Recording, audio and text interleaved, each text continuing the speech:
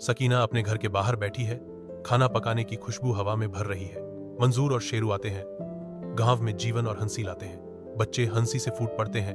उनकी आनंदमय तालियां खुशी की एक सिम्फनी है। सकीना का दिल शेरू को देखकर स्नेह से उमड़ पड़ता है। सकीना, मंजूर और उनकी बेटियां एक साथ भोजन कर रहे हैं, जबकि शेरू उनके बीच बैठा है। सकीना प्यार से शेरू को अपने हाथों से रोटी खिलाती है।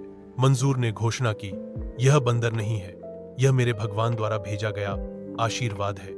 शहर के उत्सवपूर्ण कोलाहल के बीच मंजूर और शेरू अपनी शानदार चालों से भीड़ को मंत्रमुग्ध कर देते हैं। माहौल में छाई खुशी उस वक्त भंग हो जाती है जब मंगूर अचानक दर्द से कराहते हुए मीन पर गिर पड़ता है। शेरू की चीखती हुई चीखें मेले में गूंजती है। स्तब्ध सन्नाटे के बीच संकट की एक उन्मत्त पुकार। सड़क पर मंजूर जमीन पर बेसुध पड़ा है। शेरू मंजूर के बगल में बेतहाशा रोता हुआ बैठा है। गांव वाले आते हैं और मंजूर के शरीर को धीरे से उठाते हैं, उसे सकीना की ओर ले जाते हैं। सकीना मंजूर के बेजान शरीर के पास बैठी है। उसकी सिसकियां शांत घर में गूंज रही हैं। सकीना के पास बैठे हुए शेरू के चेहरे पर आंसू बह रहे हैं। उसका दिल दुख से भारी है। ग्रामीण सकीना के पास पहुंचते हैं। उनके चेहरे सहानुभूति से भरे हुए हैं, क्योंकि वे सांत्वना के शब्द देते हैं। शेरू सकीना का समर्थन करता है। उसका हाथ धीरे से उसके कंधे पर टिका हुआ हो गया। मंजूर जमीन पर गिर गया और आखिरी सांस लेते हुए शेरू को अदसी से देखता रहा।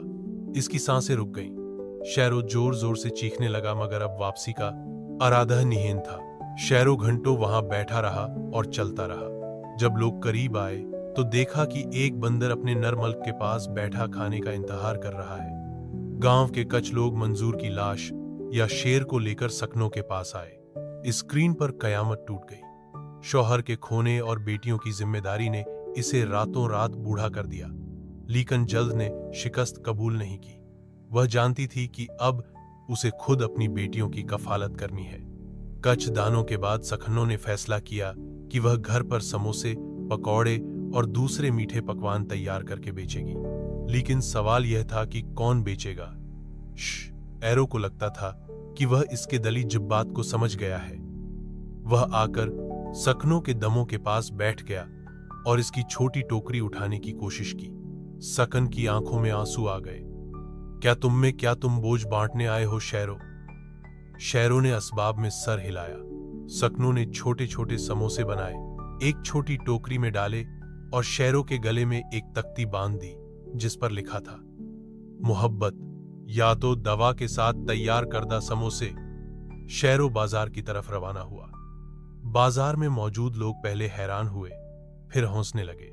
लेकिन जब उन्होंने देखा कि बंदर खामोश बैठा बोसा ले रहा है, यदि या बदतमी निरंतर कर रहा है, तो लोगों के दिल नर्म हो गए। एक बुजुर्ग आगे आए, सिंदूर खरीदे और शेर के सर पर शिद्दत से प्यार किया।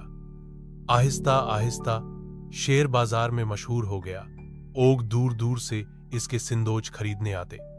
कोई ज्यादा पैसे दे देता, कोई दुआ भी दे देता। हर सुबह शेरो सकनों की बनाई हुई चीजें वापस ले जाता और शाम को पैसे वापस करके सकनों के दमों में रख देता। खत्म। गांव वाले कहते, शेर सिर्फ बंदर नहीं है, ईमान की जिंदा तस्वीर है। सकीनों ने अपनी बेटियों को सिलाई और कढ़ाई सिखाना भी शुरू कर दिया। वक्त के साथ साथ घर में खुशियां आने लगी। लेकिन किस्मत ने एक बार फिर हमारा इम्तिहान लिया। एक दिन बाजार से वापसी पर कुछ नादान लड़कों ने शेरों को परेशान किया। किसी ने इसकी तो